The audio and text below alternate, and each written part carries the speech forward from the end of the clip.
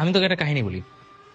কাহিনীটা হলো, একবার একটা রাস্তা দিয়ে যাচ্ছিল একটা মানুষ, ঠিক আছে, একটা ছেলে যাচ্ছিল, তো রাস্তাটা পাখি দেখলো, পাখি ব্যথা পেয়েছে, ঠিক আছে, ব্যথা পেয়েছে ভালো কথা, পাখিকে নিয়ে করছে কি, খাঁচায় রেখে ওকে পালছে, খাওয়াইছে, খাবার টাবার দিছে, ঠিক আছে। তো দেওয়ার পরে একদিন ছেলে দেখলো যে পাখি ঠিক হয়ে গেছে, খাঁচা খুলে দিছে, বলছে পাখি যাও, উড়ে যাও। পাখি আর উড়ে যায়নি, কারণ পাখি খাবার পাচ্ছিল, সব ফ্যাসিলিটিস পাচ্ছিল, বাইরে কষ্ট করতে হচ্ছিল না, পাখি ওই কমফোর্ট জোন থেকে আর বের হয়নি। এখন তুই বল, এই পাখিকে খাঁচায় রাখার জন্য ছিল? ছিল না। Same goes for you guys. Comfort zone থেকে বের হইতে কারো ভাল লাগে না, কারোরই ভাল লাগে না। যখনই পড়তে বসো, যখনই একটু প্যারা লাগে, ফোনটায় চলে যায়। আজকে থেকে যাতে অ্যাটিটিউড এরকম হয়, যখনই প্যারা লাগে, প্যারাটাকে এনজয় করা শিখ। আচ্ছা, প্যারা লাগে, দেখি তো এটার ডিফিকাল্টি লেভেল কতটুকু বাড়ানো যায়, আর আমি কতটুকু পর্যন্ত সহ্য করতে পারি। তুই 5 মিনিট, 10 মিনিট, 15 মিনিট হাত চিনচিন করবে, চিনচিন করবে, চিনচিন করবে, বাট ফোনটা দূরে রেখে নিজেকে একটু কন্ট্রোল কর।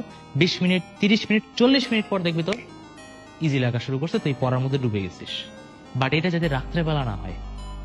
তোরা বলিস ভাই ঘুমানোর টাইম পায় না, এই বেটা তো পড়ার কথা ছিল সকালবেলা, তোর রাত 10টার সময় পড়তে বসার কথা ছিল, এই 10টার সময় পড়ার কথা ছিল, তোর পড়ার কথা ছিল সকালবেলা। সকালবেলা যখন তুই উঠছিস, যখনই উঠিস, 9টা যখন উঠছিস, আমি তোর বলি না তুই 7টার সময় উঠ, 9টা 10টা উঠছিস না, তো তখন পড়ার কথা ছিল। তুই তখন উঠিস, সবার আগে দেশ ফোনটা হাতে নেস। নেওয়া যাবে না ভাইয়া, 20 দিন আছে, তুই বুঝতেছিস?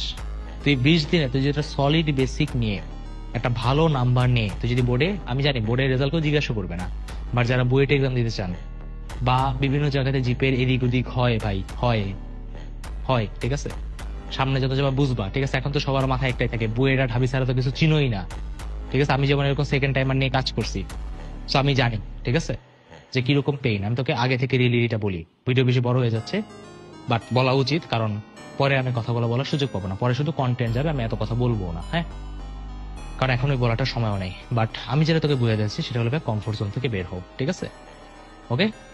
কমফোর্ট জোন থেকে বেরো, নিজের মনটা হলো পাগলা করার মতো, এদিক যায় ওদিক যায়, সেটা নিজেকে কন্ট্রোল নাও।